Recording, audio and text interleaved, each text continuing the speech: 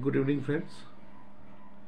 Today I'll be explaining you about how to screen a resume, because screening of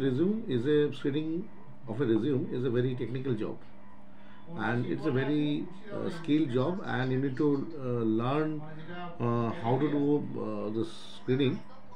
Otherwise, it will be wasting your lots of time, and you will not get the right CV. Ultimately, what will happen if you are sending the CV to the company and forwarding the candidate to the company?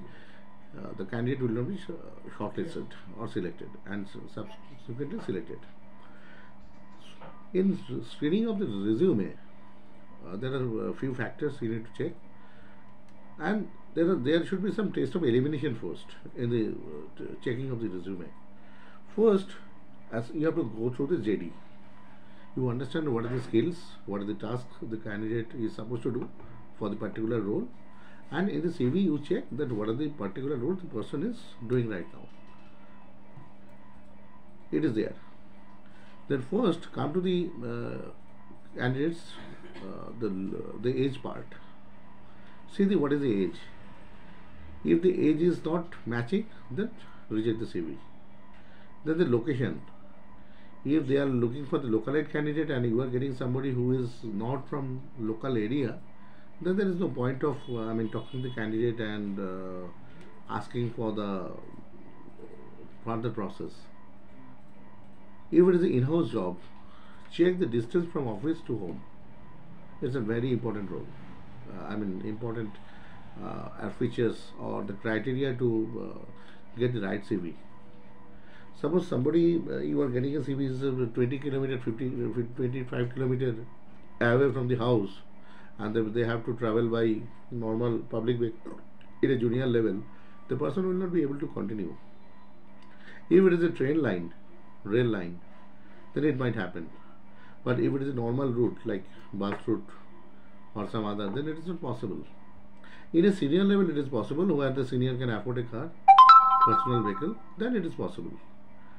So again, you have to understand, it is not only distance.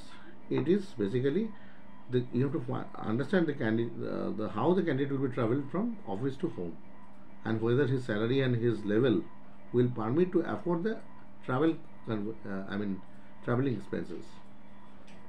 If that is not there, it is not matching, it is not fitment is not happening, then reject the CV. Then go for the next one.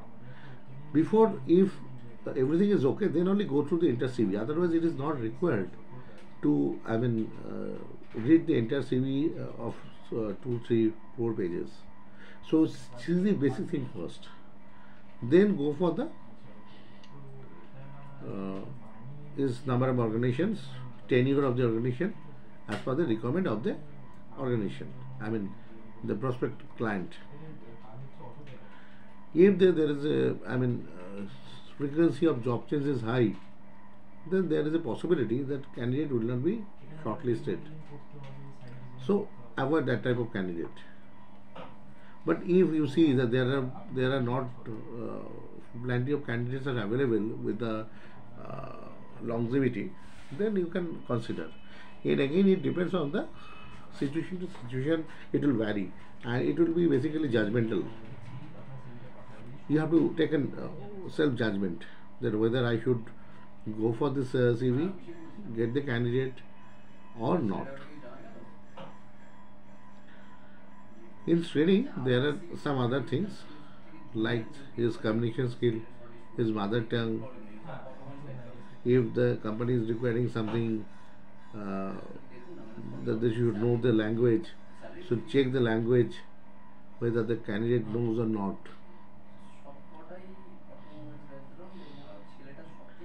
And try to get the photograph of the candidate, because sometimes in some roles specifically